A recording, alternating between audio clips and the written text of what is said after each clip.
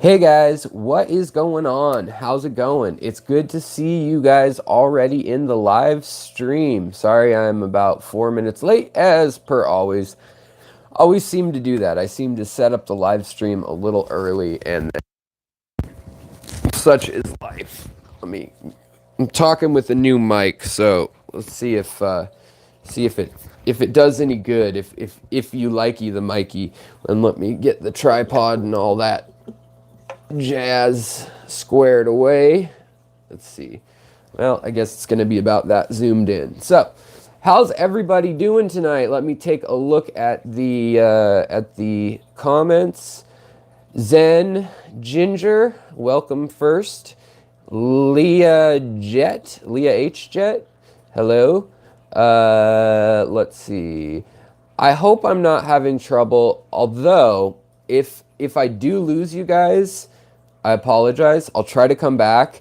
If it's a YouTube crashing thing, which happens a lot, unfortunately, I might have to just be gone. It's the weekend. Bandwidth is super sketchy in my neighborhood then.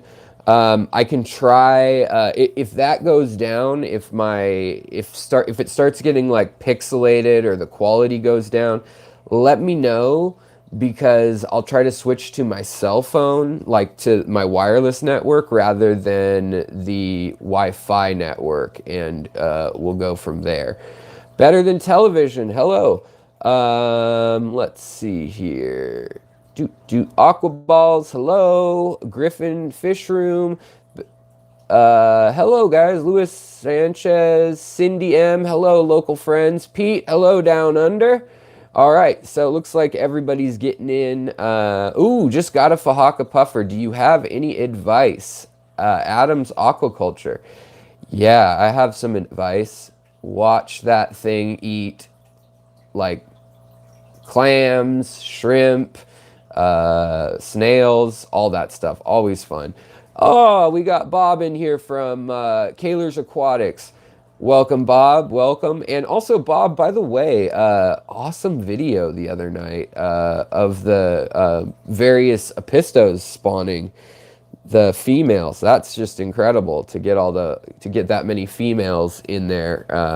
You'll have to tell me how that ends up. Bob has a channel, you guys, if you want to check it out. So feel free to. I see lots of people filtering in tonight.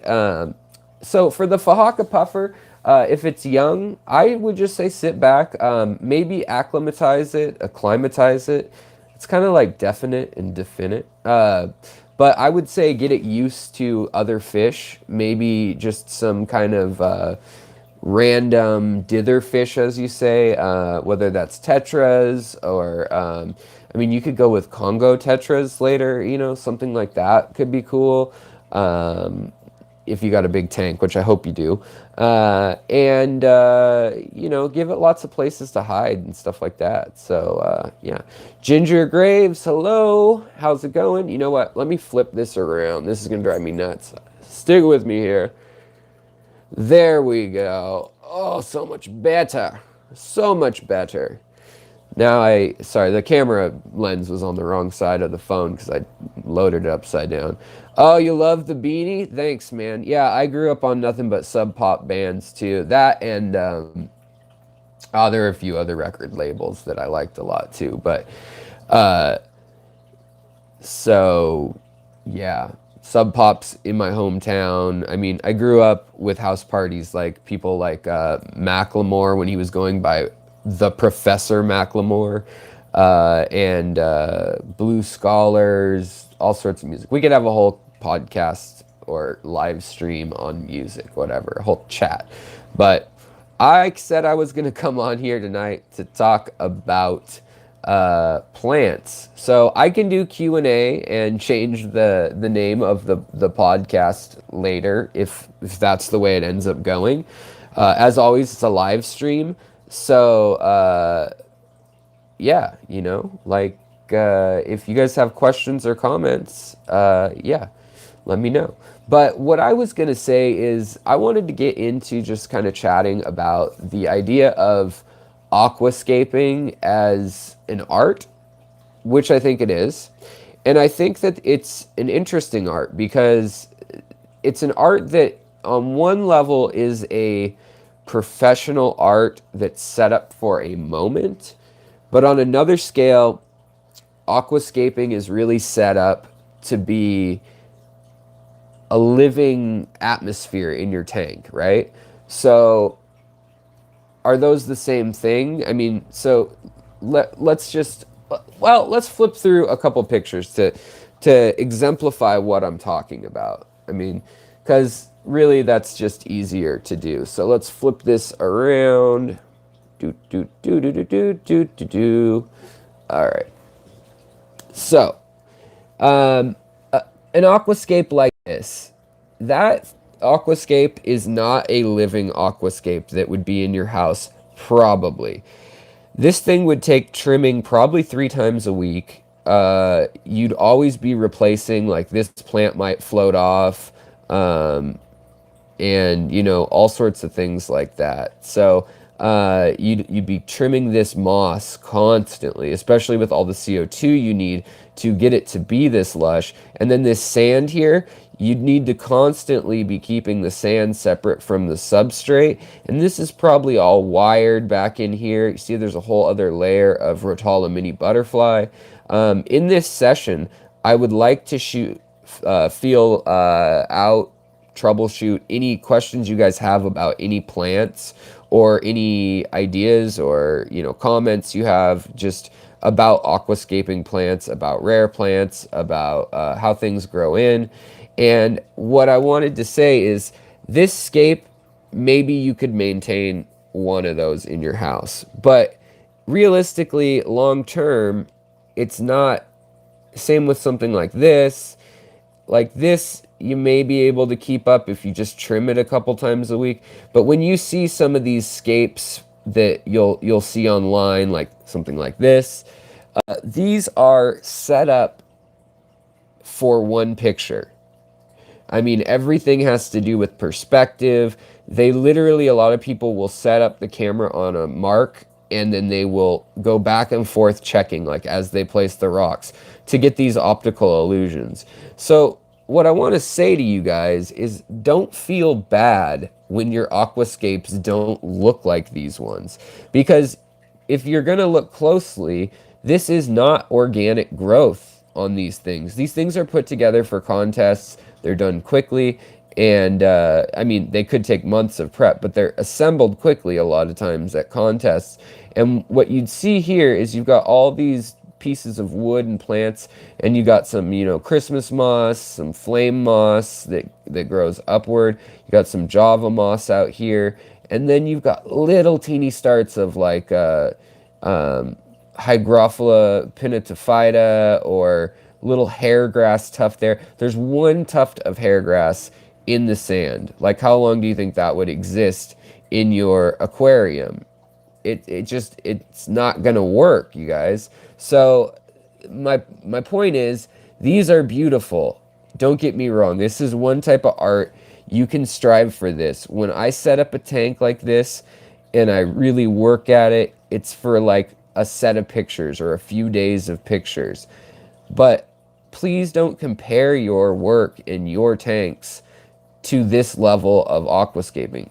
It's not even a skill level or a, you know, don't think of it as a level of your aquascape doesn't match or something like this. These are assembled for shows. I mean, this is all glued together. There's chicken wire. There's all sorts of stuff assembled under this. There may be stuff that makes it so the fish can't even actually live in this tank. It's really interesting. When you see people placing the hardscape, a lot of it is just completely made up. Now, these are beautiful scapes, don't get me wrong. I love these. These are what I call diorama scapes. I mean, they look vaguely possible, some of them less than others, like with the sand waterfalls and things like that. But if you actually try to keep a tank like this, You would be cutting with your scissors all the time. Now, when they set up a picture like this, what they're doing, so here there's Bacopa that's been grown really tight. This could be Rotala Mini Pearl 3. No, it's Bacopa. And, you know, then you've got Boos, some sort of maybe brownie. And then you've got Glossa Stigma here and Anubias Nana Petite, or Petite Nana. And you've got probably a Rotala back here. But all these plants were probably pulled out of this arrangement and grown separately. This carpet was probably grown without this stuff on top of it just to get the perfect carpet. Then they assemble it all in a matter of days and they take the picture. That's how they achieve these kinds of aquascapes. Now, when you get into some of these, this is called Dutch aquascaping, and this is basically just planting a clump of plants and then trimming it like a hedge. You can get away with this at home, I would say. It's not as nitpicky, but I want to show you guys more realistically a style of tank you could keep up and that makes sense, in my opinion. So something like this is totally doable. You guys get all these sticks. You would have to initially glue them, support the rocks and things, decide what you want as hardscape, put the sand down. But you can see here they're growing Hygrophila pinnatophyta and probably some bulbitis here, mini bulbitis, hedulata, which is African fern. And then up here there's some flame moss, and this is definitely bulbitis regular versus the mini. And all those can feed from their rhizomes. So they don't need roots. They don't need the substrate to be pristine. So they can have sand, gravel, rocks here. And that's just fine.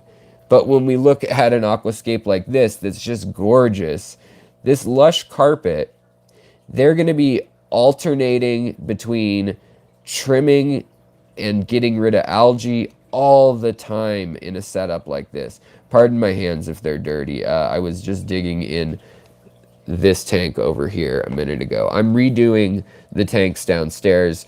I'm re-aquascaping the tanks downstairs. So I'd love to know what you guys think I should be doing, and I'll give you guys a peek at that soon. I have some new plants coming in from Aquatic Arts soon. Now, this may appear to be somewhat natural, but it's just nothing could be farther from the truth. All these stem plants growing in here are being trimmed at like a 2-inch mark, which is just, you know, it's nothing like natural. Same with here. You can see they've got like Rotala mini butterfly, which can grow like 8 or 9 inches tall. And this is gorgeous, don't get me wrong. But this isn't going to be your tank at home. Plus, this tank here is probably oriented so it goes back 4 feet. I mean, this is all about photography and perspective in these tanks. So, let's look at a few more ideas of what is doable, what I think you guys should reach for, you know? Like the average fish keeper, like something like that. You set that up as your hardscape. You've got sand in there. You've got some stuff to plant, like Eco Complete or something like that. And then they've literally just tied or super glued moss around spots. And that's going to grow in. So then you'd plant whatever you want. Maybe some red Rotala and some green Ludwigia, or switch that around, whatever you want. And get some stem plants growing in here. And then maybe you'd get some little pogo stem and hellfry around the margins, or some crypts growing down by the sand where the substrate goes under. Put some root tabs in there, and that would be a realistic tank to keep up.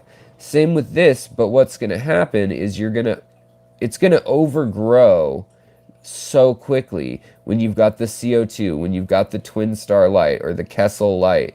I mean, I want to show you guys this because I've cleaned it out. But this tank was completely covered with duckweed not long ago. Making progress on that. I didn't want to get rid of all of the red root floaters And oh, this tank feels really cold to me to the touch. I wonder what the temperature is. Right now, the tank is barely, it's barely dripping. This filter is so old right here on this side. And this one is clogged at the moment.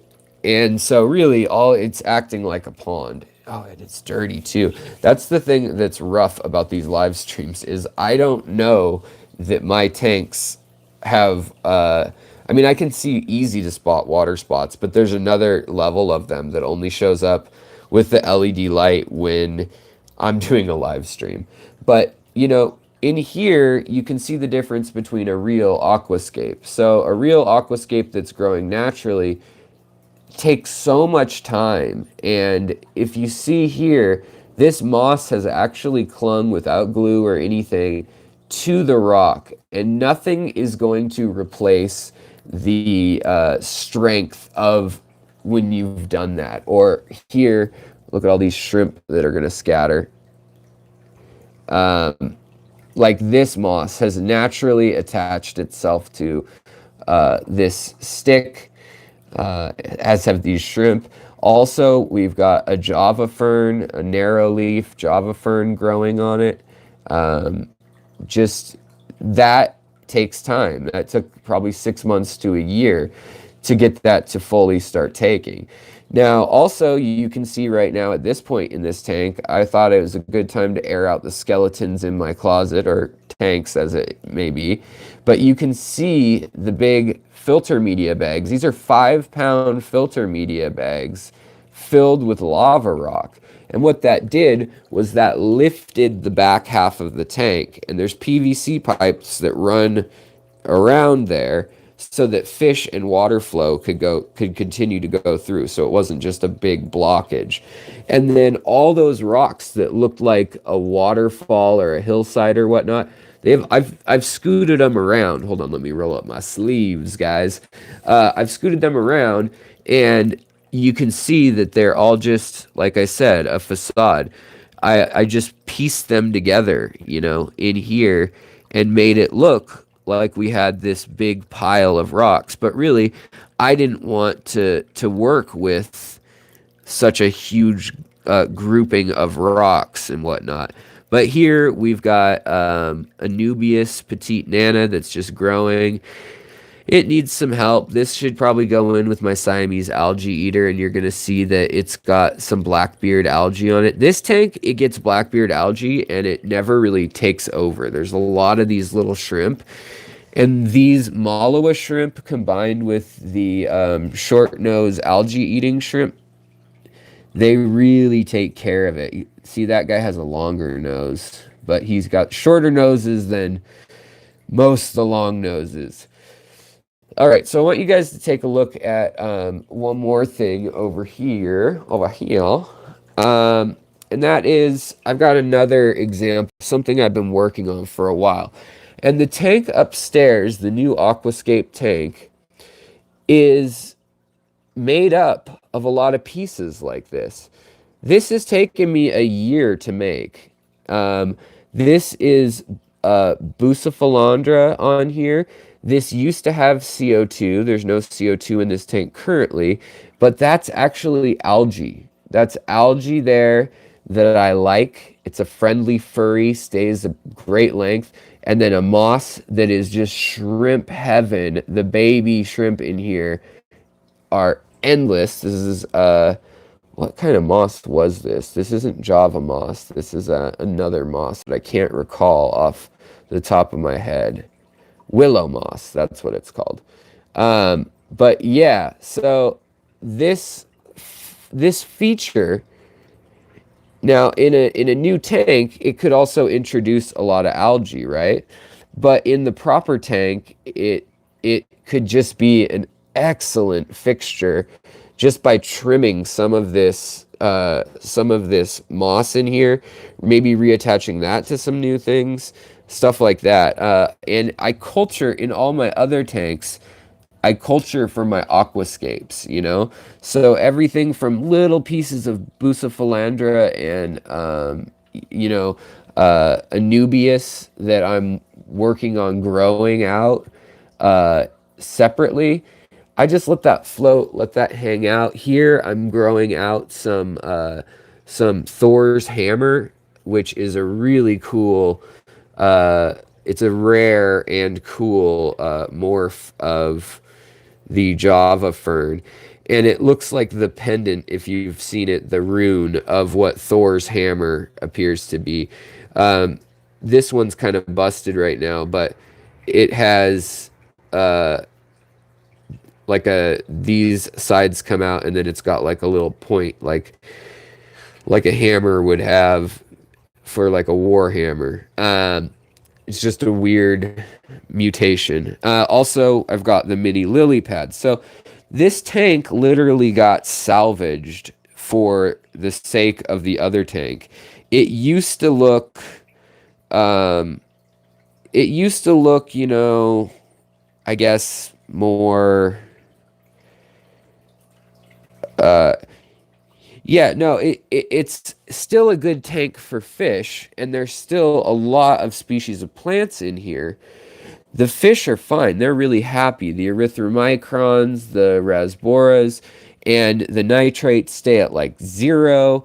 This is where I'm harvesting more grass to graft it and to put it upstairs. So let me just show you guys too, in case you're new and you don't know me at all, and understand that I know a little bit what I'm talking about. You know, a lot of these tanks right now, I use these for breeding. I was breeding bumblebee gudgeons. I was breeding shrimp. I'm breeding ancestris, lemon drop plecos, and then I was breeding endlers and minnows. So hello from Singapore, Alf Tio. Hello. Well, welcome aboard. And then in here, of course, I've got my long fin fancy green dragon plecos. The little guys growing out, they're young.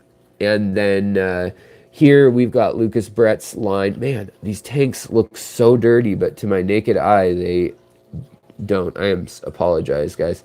But yeah, so I've got all these live bears here. So in these 3 tanks, I've got live bears. In this tank, I've also got Batis. You can probably see him under there. There's the male. He's all red and raring to go. Oh, tapped on the glass and he's gone like a flash.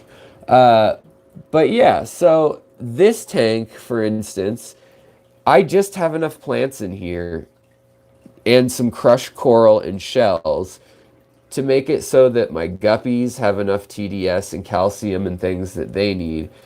The Batis like lower pH, but that's okay. I'm not acclimatizing them to breed in this tank. What I do is I move them downstairs. But for aquascaping, I leave raw materials in this tank. So we've got Valsinaria. It doesn't need any substrate to just hang out. Different mosses. They don't need anything. We've got different water lettuce up here. We've got red corkscrew val, a metallic red. We've got hornwort. We've got pearlweed up here. We've got 2 more kinds of moss. So all this, and if I can move it aside, hold on, guys. I know you're just seeing a whole lot of green. All this, oh, there's the Batis. Check that out. That is the male. There are 4 females in with him in this tank. We got another tank with a bunch of males. There's the female right there. She's got eggs right now. You can see them in her belly. And then we've got the koi endler / guppies. They're guppies, I think. They were sold as endlers. They're not endlers. And then also my half beaks, which I'll be getting more of, and probably moving this tank into more of a biotope tank. That's my hope, my idea. And then over here, this tank, like I said, will be rescaping. But it can be really, really overwhelming to rescape a tank, to see those pictures of how people rescape tanks. And it's scary to pull everything out. But that's really the best way to do it, is to pull it all out. If you have extra tanks, just let them float in it. What I usually do, if you've seen my other videos, like I'll take, textures that I like. So this Taiwan, Nymphoides, Taiwan, little, what do you call it? Lily. I would take that out and set it aside. It has a very unique texture. Maybe this crispus here, or some of the Java ferns, the different shaped ones, I would do something else with. The blue, Hygrophila blue. This hasn't had CO2 or anything. It's just a wreck. I trimmed off the canopy, and this is how bad the undergrowth looked. It was this bad. This is Rotala mini butterfly, and it's grown to the top. So what I want to show you is that this will make a comeback if I put that effort into it. And you can see the AR. It's under a Fluval 3.0 pretty directly. And it's still just not that great, right? It's not that impressive. But let's go upstairs, because I rated the pieces I wanted from this tank to put them in the tanks upstairs. So let's take a little field trip, and then I'll get into answering these questions. But I just wanted to show you guys how this kind of works in my system, because the average person can't afford to buy all new plants for every tank.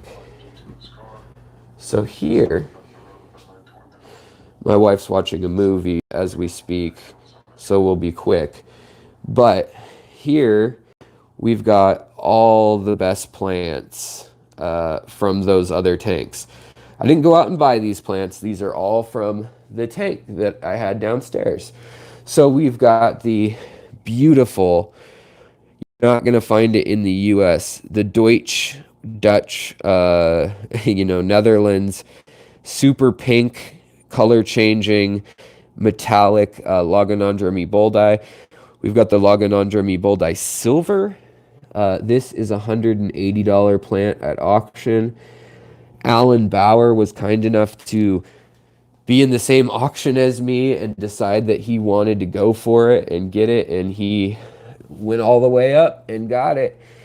I took that Rotala that was leggy from downstairs, put it up here. You see what's happening? It's growing denser now.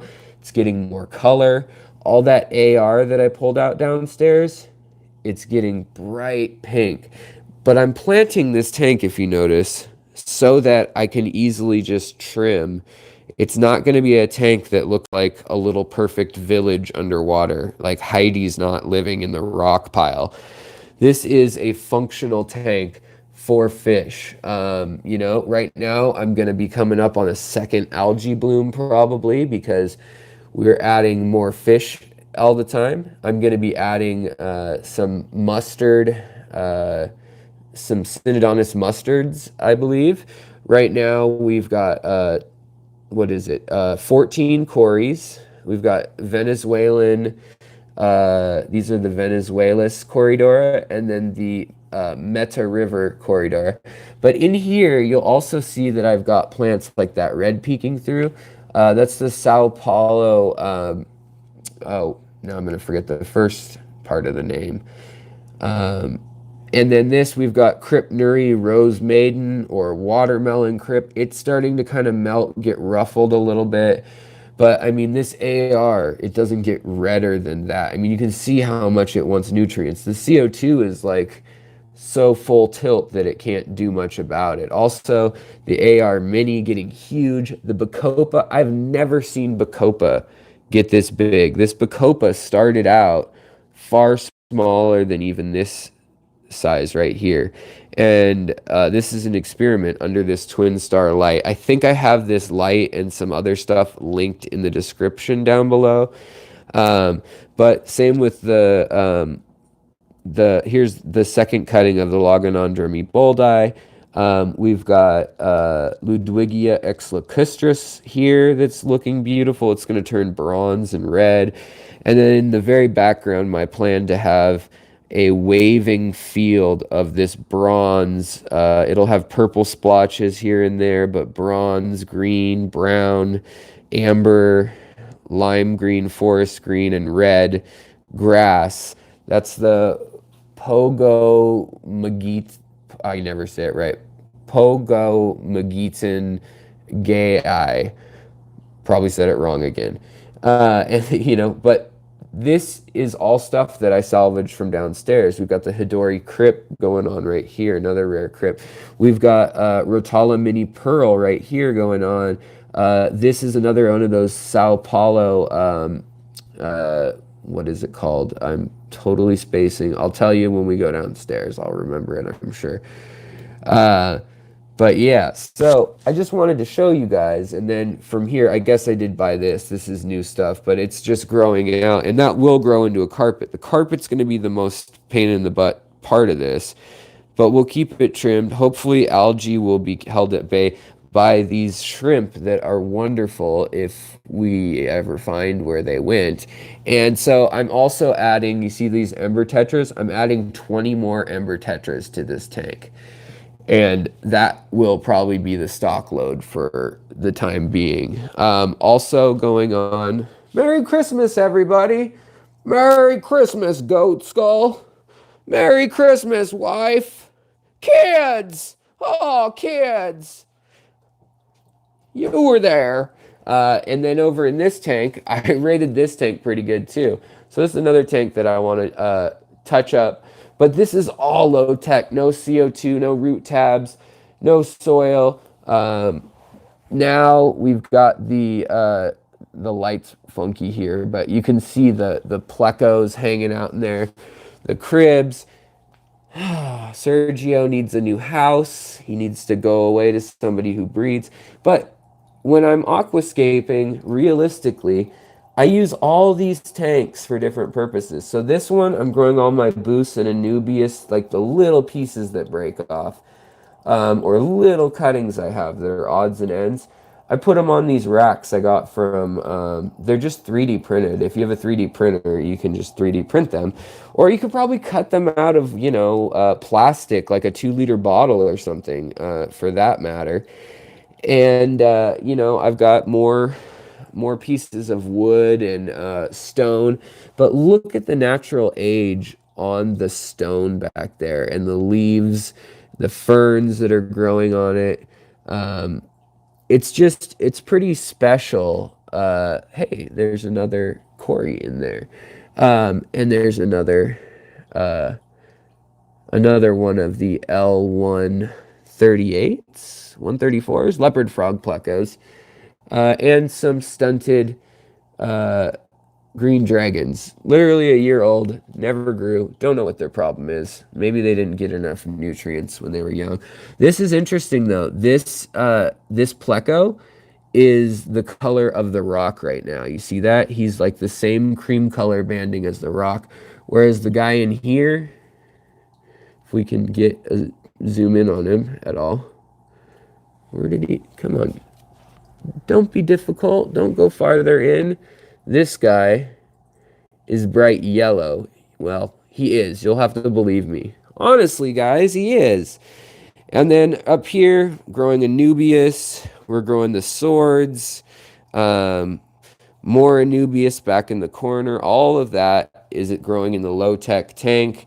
And just like they fool you in those long aquascape, those aquascapes that are assembled from a million pieces for one day, I'm kind of doing that with this one right now. I've rated the other tanks. I've kind of neglected the other tanks. There's still functioning ecosystems that are balanced, but I took my favorite pieces out. I took the Choya that has a ton of Bucephalandra silver on it. I took some other boosts, and a lot of it kind of melted or had to get acclimated to the fact that, oh my goodness, it's getting so many nutrients in this tank. I've still got this piece of wood that I could do something with. Wood that I could chuck if a woodchuck could chuck wood. So yeah, I just kind of wanted to point out that you guys don't feel bad about how you aquascape, or if you raid your other tanks.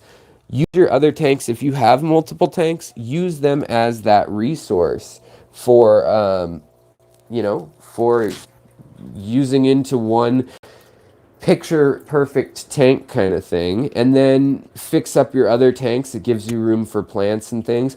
Honestly, I'm gonna have to throw away a lot of these plants. A lot of them are really leggy, and I just simply don't know what to do with like Hygrophila blue that has no high tech anything about it and has totally lost its magic. You can't. I couldn't even tell what types of rotala I was putting in upstairs. This is what it looked like when I put it up in the high tech, and so that kind of shows you the difference between high and low tech too. Also, we've got my little girl here. Focus. Enhance. Enhance. It's not working. And then there is another fella in here that I'm hoping they're going to breed soon. Also, this tank, not aquascaped at all, but this is where the baby baddis are living right now. And it's got a lot of baby shrimp, a lot of baby baddis, and the pandagaras. This tank, I don't worry about cleaning ever. I basically just top it off with RO water slash distilled water when it evaporates, and that's it. Like, that's all I do to this tank. It's been up for 3 years, and it's pretty stable that way. And I want to show you guys another experiment I'm working on, because I don't know how it's going to go. This is a whole new frontier of aquascaping. Man, hold on, guys. So, this is mulm and moss and just grossness, basically. This is like poo and junk from the tanks, the other tanks. This would be a throw-out bucket, basically. But the pH in here, since it's all rotting moss and, you know, leaves, roots, the body of a lot of different plants, I bet if we poke around in here, the baddis will come out. The pH is 4.5 in here right now. There's catappa leaves and all sorts of things. But this stuff is so cloudy. Yeah, there's some baddis coming out right over there. There's some females. The male, I would assume, is over here. He usually is. And you can see there's just rotten anubias. Oh man, that's bad water stains. I'm sorry, guys. But there's shrimp in here, and everybody's digging this mulm. I would never think this would be a good idea for a tank, but come to see, they're having babies in there. They're laying eggs in there, and it's too convoluted to make out where to go to eat your babies. So I think that may be the new baddis tank, because the babies can avoid the parents long enough to keep on keeping on. Over here, we can probably get a baddis or two out just to say hi. Let's see where they're at. The baby baddis, scarlet baddis, that is. Oh, there's some new ones that just popped out that I just saw whiz by. You guys might have seen them, that are super teeny. So the thing I told you guys about baddis while we're at this tank is that they hatch in different broods. Their eggs hatch at different times. So just because their parents were in here a month ago, and some hatched 2 weeks after that, they'll keep hatching for a month, and they'll be different sizes, and literally they'll eat each other. There is, I think evolutionarily, the reason that is that they lay eggs for the rainy season, and due to that fact, a lot of them get washed away, washed downhill, and so it doesn't matter that they're older and bigger than their brothers and sisters. And it's just two opportunities for different you know, groups of the babies to make it. Whereas I think that if they're all in the same calm pond that's not on connected to a stream or floodwaters, like in a rice paddy or something, since they're from India and Southeast Asia, and the monsoons play a heavy role in their life cycle, uh, then it literally just provides them food, having siblings to eat. But in any case, we'll try to get that out another time. Let's get back to questions. So I just wanted to make that point, you guys, that I wanted to make that point that um, aquascaping is not as hard as you think it is. It's not those picture perfect things. It's setting up an aquarium for success. And then as you get better, you learn what plants you can combine and what color combos. A lot of the combinations you see when you Google things online, please don't go out and buy those plants just because you saw that combination and you liked the colors and everything. Because the problem is that a lot of times the plants that they've selected, one might get 6 inches tall and the other might get 3 feet tall. I've had like Aponogeton, some of the Aponogeton or like some of the sword ferns get huge. So let me go and answer some questions real quick because that's what I'm here to do on these live streams. Did I tie anything down to start those sticks and the algae and the moss and all that? No, I didn't. That was all just kind of twisting the moss naturally and then just setting the stick down, and it just grafted on the way it was going to. Any ideas on Crypt Wendetti? It wouldn't grow for 6 months with the use of root tabs and liquid ferts. Would it not grow in size, or was it like dying, like it melted and just wouldn't come back? Because if it didn't come back and it melted all the way to the roots, it may just be dead. But if it didn't grow in size, that's common. That happens. It could be either stunted or it might need more substrate nutrients. The root tabs may not have what it needs. It might need more light. Traditionally, they don't need a ton of light, but if it's not growing at all, that could be the case. Usually, it'll start to multiply. Sometimes, and I don't usually recommend this with crypts, but sometimes I will stress a plant a little bit just to remind it like, hey, you got places to go, you got options. And what I mean by that is so say it has a root system that has 3 different sets of leaves coming out for the crypt, I might take one and trim it, and that sends a signal to the rest. So trim all of the old leaves that have holes in them and stuff, and that will really help send that signal to the main plant that, hey, we want to be growing new healthy leaves, not wasting 30% of the energy on this one big leaf that's old news. Let's see. Scarlet Batis and pea puffers, bad idea. Yeah, probably a bad idea, but I've done it. They'll fight. The pea puffers will win. They have swords in their mouth, machetes, if you will, and they will bite the back of the Batis in the neck and paralyze it and just leave it there if they get too pissed. Now, that only happened to 2 of my Batis. From what I could tell, they just had bites in their neck, like along their spinal column. And yeah, that's all I can say. The other ones did eventually get used to each other, but it's a tough lesson. Some plants go through hibernation. Yeah, some crypts definitely do hibernate. Crypts are funky. Sometimes you need to shock them again, like pull them out by the roots, put them back in if it's really been 6 months and they're not growing at all. But if it looks healthy and it's just stunted, that might be the way that plant's going to be. They do have a size.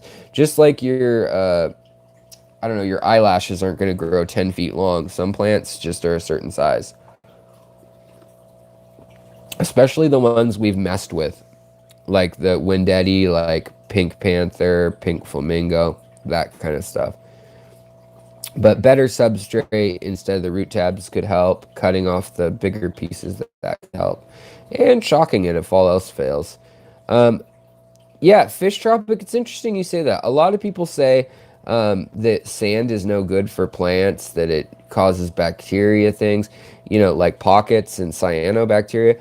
That's true. I've seen that happen, especially if it's like more than 2 or 3 inches of sand. But an inch of sand, I've had a lot of crypts, especially if you have cryptocrine and mixed size pebbles or fluorite in with the sand, and you have enough time for fish poop and things to kind of fall down in there.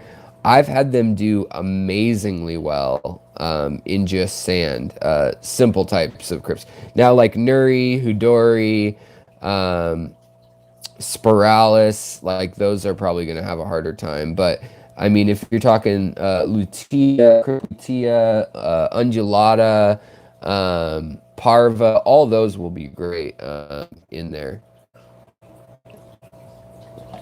PetSmart sells and Petco sell little goodie bags, tissue cultures, pouches of the undulata, and it's really nice. It's purple and red. For some reason, their tissue cultures of that one crypt don't seem to melt for me, whereas the other ones all do.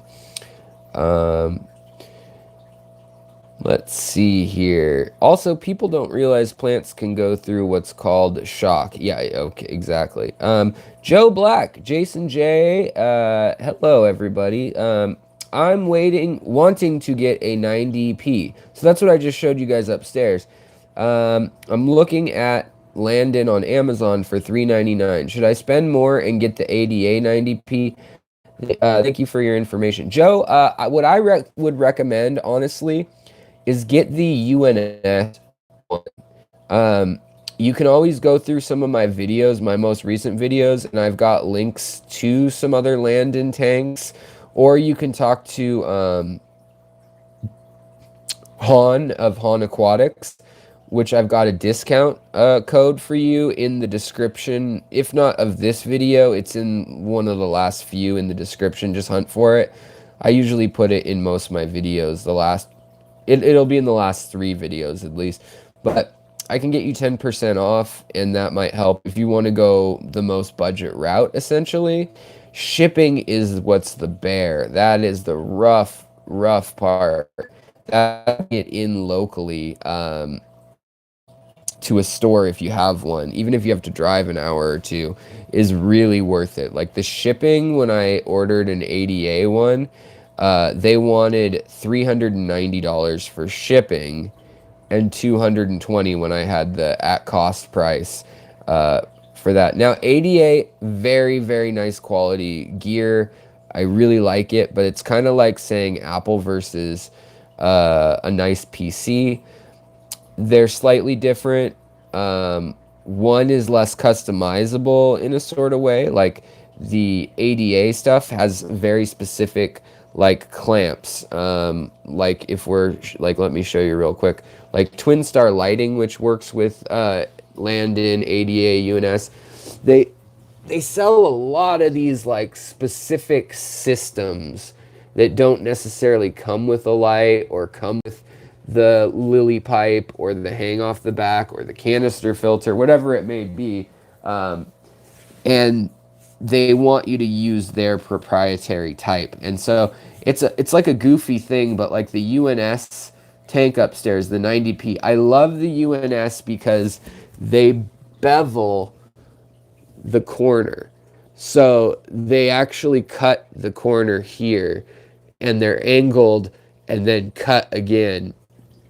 And it just looks really sleek. You don't get as much of that blue light refraction or line when looking straight on. It kind of curves it off. Plus, it's just not as sharp. And those tanks are really heavy. The 90p goes up in size in glass. You're working with over a 1/4 inch thick glass. But I would definitely, if I had to do it again, I would still order a UNS, which is Ultim Nature Systems out of California.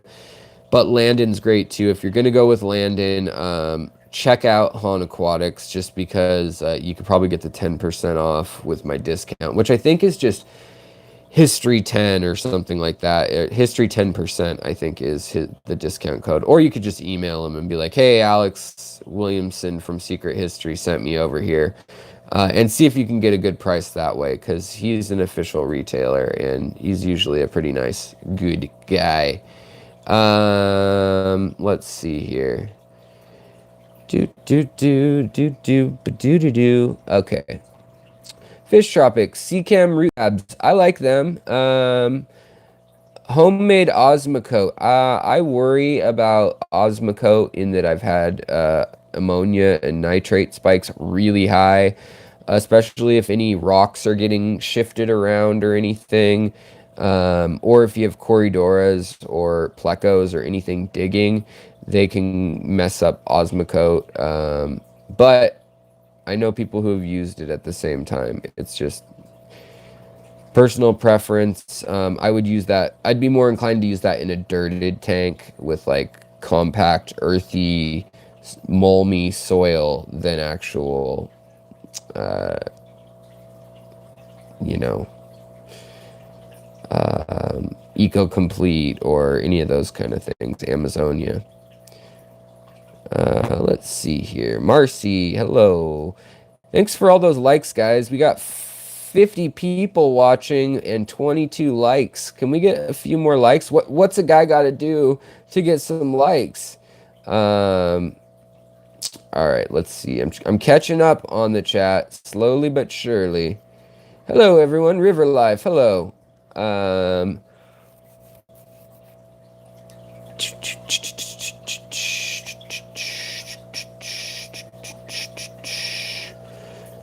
Sorry guys, I'm trying to catch up. This is why I need a helper here. Messy fish tanks are good. I'm telling you, messy fish tanks are the best for raising fry. Not always the best for plants in that sometimes they can get algae and things, but it's amazing. Even this tank behind me that has blackbeard and diatom and spot algae, it only grows in very specific places. Like when you have a tank that is reflective of the wild, when you've built up that biome, it actually has areas of high and low flow and plants that it grows on, and it has some sort of obvious relationship with, be it good or bad. So it's kind of an interesting thing that happens when you have an older tank. Algae doesn't always take over. Sometimes it'll just take one rock or a stick, which can look really cool. I've got a tank that's like that right now too. The other thing that I wanted, Goose Not Maverick. No, you didn't miss anything interesting. Let's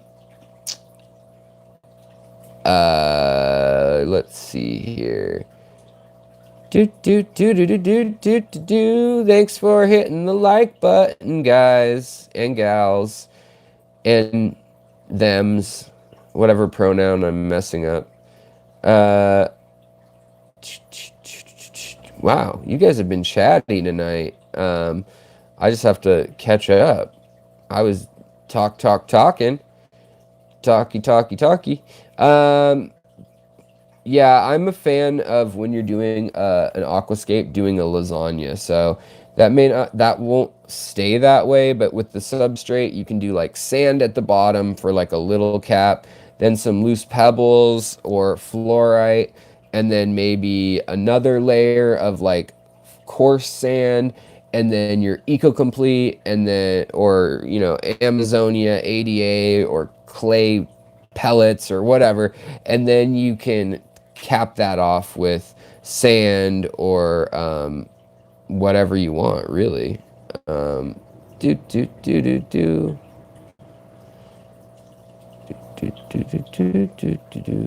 Oh, thanks, Bob. So yeah, just another thing too. If you guys like my artwork, let me show you this real quick. The holidays are coming up, and I am an artist by trade.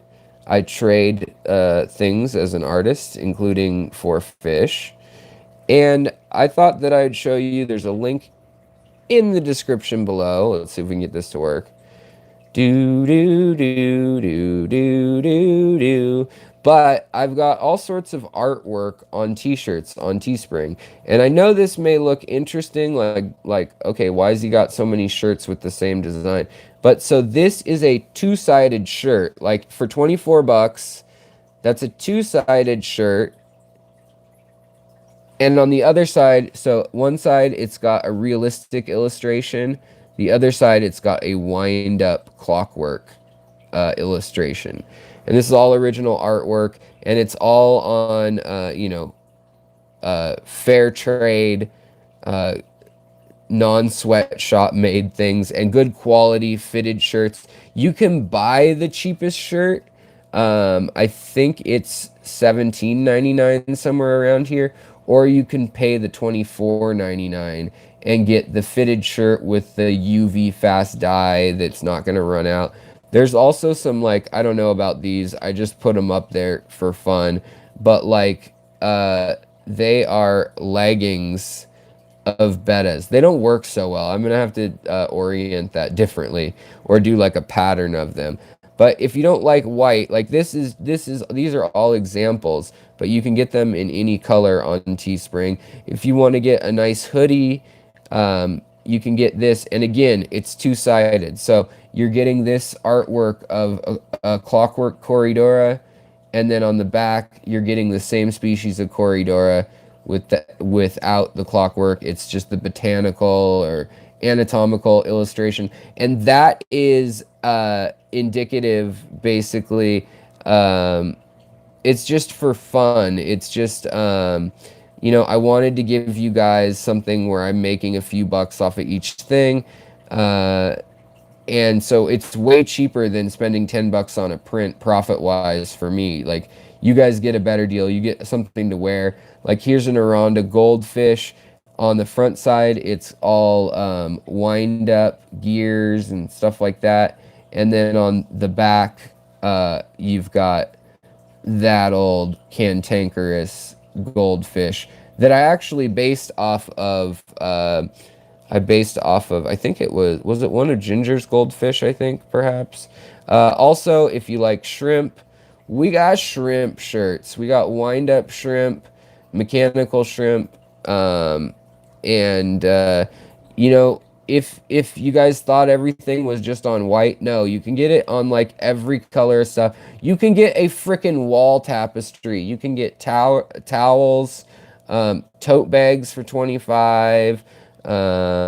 So yeah, there's a lot of options. You could get a shrimp for your phone. They have like iPhone, all sorts of different stuff. So if you like any of this art, any of the betas, and I will be adding more Corridoras, shrimp. What else do we have on here right now? So we got the beta, Corridora, the shrimp. We also have, a couple rasboras and a few other things, but I wanted to keep it simple because they give you I had to enter each one. I wish it would just let you pick one shirt, one style, and then select the colors. But if you notice, these are white outlines on a darker material, whereas this is black on a white material, and I had to invert that to upload it. But I would love to see someone rock. Maybe I'm going to change these up. I'm just seeing how goofy they look now. But it would be kind of crazy to get something like smaller. Oh, it's just not flattering. That's just a bad idea, Alex. Just a bad idea. But yeah, I don't know. The phone cases are also a fun little thing. They're 20 bucks, but the phone case is $15 anyways. Oh, here we go. I think, okay, so here you can select the color in these now. Same with the shirts. I don't know why it made me upload them all each, but yeah, so you could pick this, and then again, like I said, they're double-sided. So all of these things are double-sided. So we've got the realistic shrimp, Neocaridina, and then we've got the wind-up Neocaridina with eggs. So, that's enough gratuitous plugging of myself. Sorry about that, guys. I need to catch up on more chat. Oh, I see I've got a super chat. Where did it go, though? Oh, it's Ginger. Merry Christmas. Tell your wife I said hi. Honey, did you hear that? YouTube says hi. Ginger from Nashville. My wife is pretty excited about that. Thank you, Ginger. I really appreciate that. The super chats really help. I want to get a better camera in here. Obviously, I also want to get some more plants and hardscape like Sirius stone. I will be going up to the mountains and carving out some Oso jade. But really, I would love to play with, some elephant stone or Sirius stone. I don't want to play with dragon stone though. It's one step too far. Let's see here. Trying to get through Bentley. Ah, Bentley. I would like Bentley and I to do a stream on plants. My wife is watching stuff upstairs, obviously. So Bentley, you missed the part where I showed off what's going down in the tank upstairs. The aquascape of rare plants. I probably have about 120 to 150 species of plants right now. Luca LDF, welcome, first of all, my man. Teespring does ship to some countries. I know they ship to Australia, the UK, Ireland. Give it a shot. Look at that link and see if they'll ship to Italy. See what happens. I will investigate also, my friend. If you love that hoodie of the shrimp in the hoodie and you pick the color, there's like loose hoodies, there's zip up hoodies, there's black, there's white, whatever. Those illustrations, yeah, check them out. They're under the Teespring link. They should be set up, yeah, so that they can go out to other countries. But there is like something I have to okay if someone orders it. So try it, and I'll also see what's going on with it. Because nobody other than Australia has ordered one yet. But Australia ordered one, and they got it, and that was all gravy. Could you put the designs on a sweatshirt, not a hoodie? I love all my shirts. I have all the designs. Could I put... Wait. Ginger says, could you put the designs on a sweatshirt, not a hoodie? I love all my shirts. I have all the designs. All right, so I'll have to get more designs uploaded because if you guys have seen my Instagram, you know I have like CPDs. I think there are CPDs in my shop too.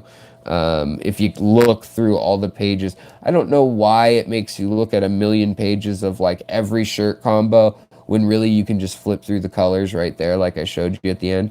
But I do sell prints also that you can email me about that for art and whatnot. Oh, thank you. Better than television. Oh, better than television. I thought I said better than television. Okay. Yeah, send your wife a little hint about that, Goose. Black shirt, white skull. Bladder snails. You've added the sweatshirts. Goody. Yeah. Oh, yeah, I did. Totally, Ginger. I tried to add... I need to add a bunch more designs, but as it is, it's hard to navigate, so I need to, like, figure out why all that's being so clunky. But if there's a design you guys want that you see on my Instagram, or you saw on Facebook, or in my Facebook group, there's a lot of designs. Check it out, let me know, and I can try to get it on there, lay it out in Photoshop and get it on there. Rip Alive, Bentley is hiding, he's hiding. Oh yeah, and if you're good for Christmas, I will deliver your shirt personally, if you live within 50 miles. Fahaka Puffer will not eat any snails.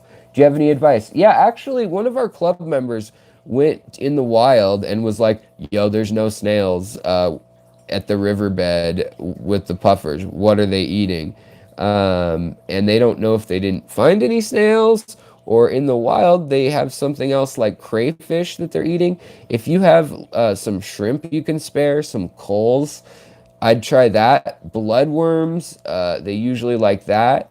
Cocktail shrimp, depending on the size. I would try all that kind of stuff. All very good. Yeah, do a Bentley. Oh, Bentley Pasco Live. Uh, Love to see 100 species of plants, bro. Yeah, I did a live stream not that long ago before I set up my tank, and I was counting, and I think we got to 129 different species in my house, but Bentley also has different species. A lot of them him and I both have because we've traded or we have the same club or whatnot, but he has some species I definitely don't, and vice versa. So we've been talking, don't worry. His people will get with my people. As in I'll see him on Tuesday, and hopefully we can figure something out for you guys, because Bentley and I are friends IRL, and would love to get together and get something going for y'all. Yeah, puffers, that Fahaka puffer, always treat them for puffers, loaches, catfish. Always, always, always treat them for worms and parasites. It's like they open their mouth and just scrape along the bottom and eat everything that's bad for them. So just do that, because give them levamisole. Give them the harsh, hard, you know, gut clean and QT if you can, and that should help quite a bit. But other than that, your puffers, after you get them dewormed, deparasited, they should be good.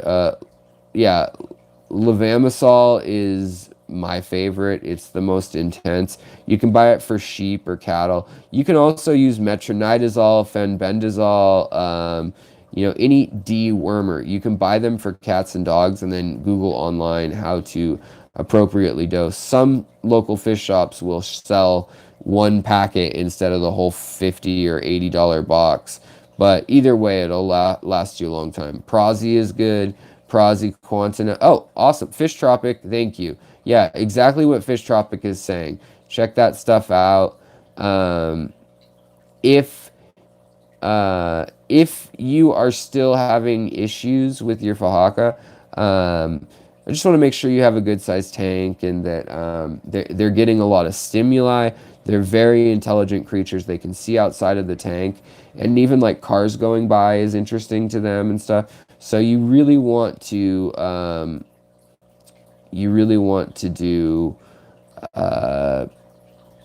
do them justice and set them up well. And some little dither fish will help their attitude. If they see other fish going towards food and eating, and other fish calmly just hanging out above and below them, they'll know, okay, well, those little weenie fish don't need to hide. I probably don't either, because I'm a badass. So, does Pancure C work for internal worms? You know, I know it works for a lot of parasites on the outside and some, but I have a feeling I mean, there's some worms that even like fenbendazole, even some of the deworming fish products won't touch. That's what people go to levamisole. That's like the high level goat, sheep, pig, cattle dewormer. You can buy like a big old 8-ball, I mean, a big old bag of it, you know, grams of it, when you only need a few milligrams of it to treat a fish tank. I think you maybe do 100 milligrams per 10 gallons or something like that. Don't quote me on that. I've done it before, but I just don't know off the top of my head. But I have a bag I bought 3 years ago, and I still have this wad of white powder that I got on eBay from a farm supply thing. Yeah. Bracken, hello, welcome. Luca LDF, Pancure is what I use. Yeah, Pancure works most of the time. It's just those African, specifically puffers, and sometimes like dojo loaches or yo-yo loaches, Kubotas, and yeah, there's just certain things that just tend to get parasites. And sometimes the parasites have eggs embedded or a certain life stage in the animal, and the way a lot of the dewormers and things work is they dry the cells out of those organisms from the inside out, and or they fill them with water from the inside out and they pop, which is a pretty gnarly way to go. It's like Ebola or something. And so you just want to be careful that you're treating an appropriate amount, not making the fish and shrimp or anything else in your tank sick. And yeah.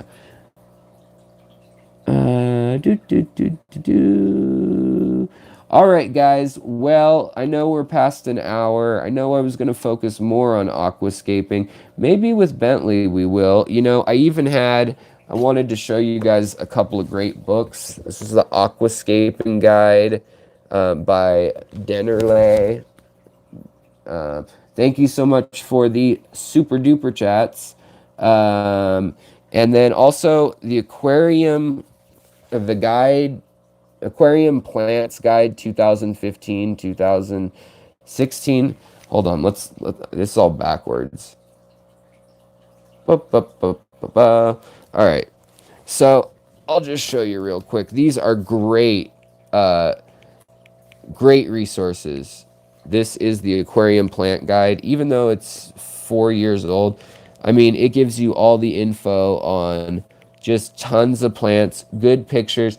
Now, the problem is some genius decided, no, I shouldn't be a jerk because I actually know some of the people, or I've met some of the people and I look up to them who put these things together.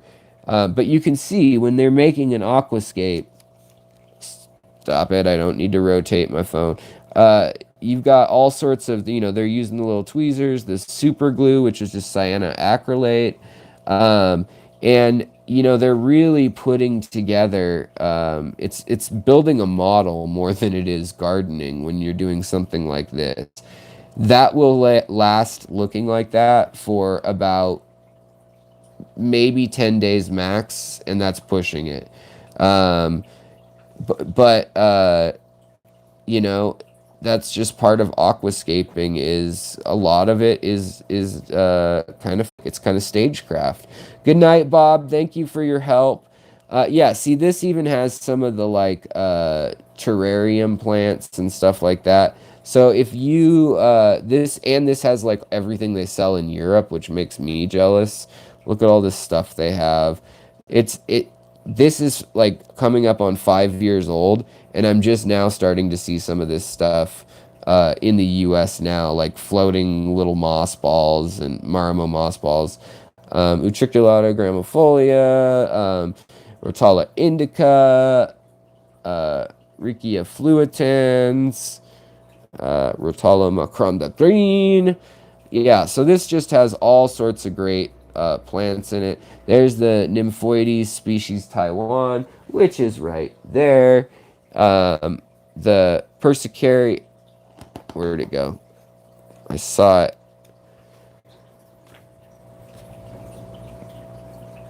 Persicaria species Sao Paulo, that's what I showed you guys upstairs earlier. This is what it'll look like. It's a rainbow of beautiful. This is, we can't have that in our state. The Nymphea Red Lotus, there's one right over there. So yeah, this is just a great resource. Shows you a lot of different micranthums and micropellias, ludwigias, but there's a lot of new species out there. And then it even shows you in the wild, like this is down in Florida, what some of the beds look like. However, the problem with this book is, like here, this is immersed growth. This is out of water, whereas this is underwater growth. And one of these things is not like the other one. FB is Facebook for anybody who's wondering. But yeah, so aquarium guide, get it, it's worth it. I ordered it from Germany, paid too much money. It's a nice thick book, a thinner book that has more like aquascaping stuff. This is a Chris Lukampf and Stefan Hummel book, but it's by Dennerle also, and they give you more like aquascape ideas. But even see how simple this may look. You got pogo stem and hellfry downoy. I do love the ember tetras. I'm so excited. Next week I'll be unboxing a bunch of gnarly stuff. You've got the palestris back there. You've got the four-leaf clover type stuff. So that's the triparta um, uh, reticulata tripartia. Is that what it is? And then you've got three types of moss. You've got creeping Jenny back there. So there's not just one thing going on in a lot of these tanks that look like, oh, it's just a bunch of green stuff. Same with right here. You got Boost, you got Flame Moss, you've got Eriocolon, you've got Anubius, you've got Crypt Lutea. So, yeah. And another thing that you guys may not know about me is that I am a Grandmaster horticulturalist, like Bentley is. Just finishing up my Grandmaster fish breeder. Also, this book is kind of cool in that it does show you like the erythromicrons, chili rasboras. This is not a chili rasbora, it's a phoenix rasbora. It drives me nuts. I got a whole tank of them right here. But they are really similar looking. But yeah, this one will give you some ideas. Again, it has a lot of immersed stuff. Oh, that's beautiful. And it has a lot of pictures of in the wild, like down here in Florida and Georgia, in some of the aquifers and springs. Something like this, though, is not going to be very... if it's very small on your desk, you could trim that all the time. But, yeah. Yeah, Bentley, you should get the Hap chair to make Plant God instead of Aquatic Plant Master, so that you can stop. I agree. You're at what? Coming up on level 8?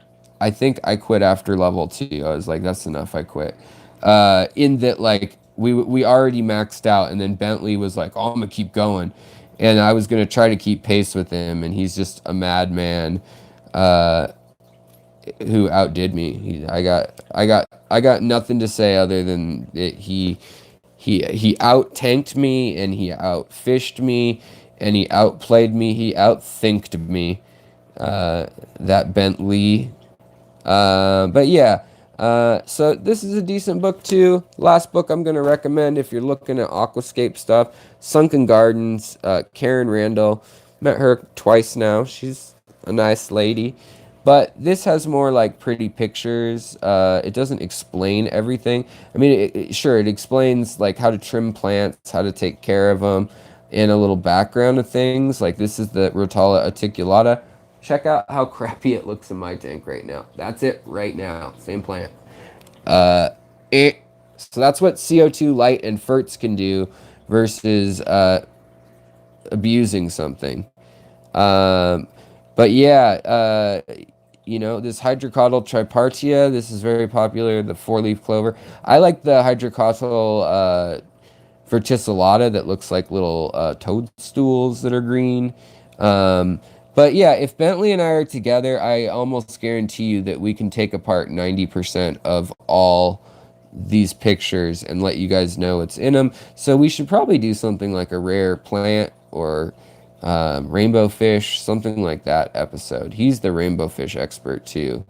UG Aquatics, I'm trying to convert Ludwigia inclinata white from submersed to immersed without dying, so someone I know can tissue culture it.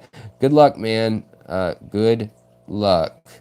It is a pain in the butt. The curly form is the worst. I had it for a little while. I still have it, but it's not so curly. It's just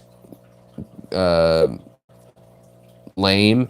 The person who is tissue culturing it is a mutual friend of mine who had tissue culture setup going. and he was doing it and selling things for a while, but now he's had to slow down, and but he still has his lab. This is a very realistic aquascape. You guys can make this at home. There's Anubias, there's Rotala inclinata. I see a lot of Anubias. Anubias cophifolia, AR renicia, lobelia. This is triparta. Uh, tri. Wait, what do I have a friend worked with the Lab in American Chestnut Project. He's built lab. Oh, cool. That's awesome that you know someone else who's doing tissue cultures too. Um, yeah, and the other thing is I would like to go on an episode and discuss cold water plants that you can use, because a lot of these plants, like hornwort, you can throw that in cold water no problem. Here's another kind of Dutch style aquascape, if you're curious again.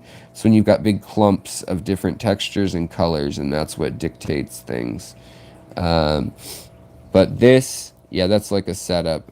You've got the Hygro pinnatifata growing all over right here. And then you've got you've got dwarf tiers. And then you've got Monte Carlo. You've got Hedulata bulbitis mini. You've also got Christmas moss and willow moss and dwarf hairgrass, cypress hellfry. This looks like maybe just normal hairgrass. And then you've also got some pearlweed in there. So there is a lot more than meets the eye in here to make quote unquote just a green tank. And then back there they've got, you can see rotala sticking up and stuff like that. This is another doable tank. But so I just wanted to show you guys that don't be hard on yourselves. Be realistic. Find the plants you like and go from there. And if you want help in the form of books, these 3 books I have referred to for years now. I love them. They're great. And I should put links in the description. But if you go to the links in my description from Amazon, you can probably search for them and find them. Now, also in the links below tonight, I also added it a second time, but I added all the links to the last video, which was 10 gifts under 10 bucks for your aquarium enthusiast, aka might be you. But they're just 10 items turned more into like 15 items, that some of them, like a turkey baster, it's like $1 item at Goodwill. You can buy them new even, or used for 10 cents or whatever. And it has a lot of uses in a fish room, especially if you're breeding fish, cleaning hard to get to areas in the tank, you know, getting mulm and things up like that. So definitely kind of fun list there. So you can either go watch the old video, or if you're just looking for stocking stuffers or something to add to an order to make it worthwhile sort of thing, I've got links in there in the description to all of that. Let's see here. Yeah, the Crypnuri that I've got upstairs, the Rosen Maiden, it was doing really well, but now it's starting to get a little like, ooh, it looks like that's been out a little too long. Dwarf Sage, that's another great plant, Ginger, I agree. Let's see here. Aquatic Haven, I love the last video. As someone who coupons, I think it's very thrifty. I found it interesting and helpful. All right, good to know. But I wouldn't know because I don't order from the States. Oh, Fish Tropic, that's right. My list should be on Amazon for Europe and Australia and New Zealand too, I believe. If it's not, I can get you the link that is, if you can't just search for it. I mean, I do get a kickback if you click my link, but I just want you guys to get the deal. and have the things that I thought were helpful and useful for under 10 bucks. You could probably buy all that stuff I showed there, all 15 things, for probably 100 bucks if you have Amazon Prime, or if you want to go to a few different stores. And the haircut. Yeah, my wife really wants the haircut done too. And my beard. The beard's just ugly. All right, guys. Well, I am going to head out. I'm glad the stream held up. And I will talk to you guys later. Please leave a comment in down below what you want for Christmas. And also, I might have some secret giveaways from Aquatic Arts coming out, a little different than last year. Plus, we'll do another sale another time. But leave me a note what you get for Christmas if all goes as planned in your life as a fish keeper. All right, guys. Thank you so much for the super chats. Thank you, guys. I really appreciate it. I need to get a new camera. I need to get the software that, like, Coral Ocean that Joel has, where he just, like, moves little shrimp pictures and all sorts of goodies all over the place. I need to do that. Also, check out my Teespring. Get more people. We're almost at 10,000, guys, so I will be so happy. We'll have to do a giveaway, or like have a riot, a big meetup somewhere, whatever you guys think is most appropriate. So let me know what you want to do when we get 10,000 subscribers finally too. Been on here now 3 years, but 2 years intensively, and I can't thank you guys enough. This is really the third year, kind of grinding away on it. So, oh, and I have hopefully an interview coming up with that I know I talked about earlier, but Rachel O'Leary has agreed to it, and then possibly Joel as well. So Corvus Oskin Dyson. All right, guys. If you want those shirts, you better order quick. I think if you order now, you can still get them before Christmas. Christmas. That's a new drink by Pepsi Cola. You got Sierra Mist and Christmas. Christ Mist. It's a Utah thing. Any case, thank you so much for joining me. Yes, I will team up with Bentley soon enough, I hope. I want to go to his house and chase his fry around and look at his giant, scary noodle fish loach. It should be good. All right, take care of your plants, the people around you, your fish, all the things in your care, and of course yourself too. Because if you don't do that, how are you going to do the other things that I just demanded that you do? So do all that stuff so I can see you next time and you'll be happy. If we all do those things, we'll all be happy. So do those things, and I'll talk to you next time. Have a great evening. Relax. Go to sleep. Get up if you're in Australia. Go. What do they say? Go for a walkabout in the Billabong. And play the old didgeridoo. I'll talk to you guys later. Have a good night. Swim on.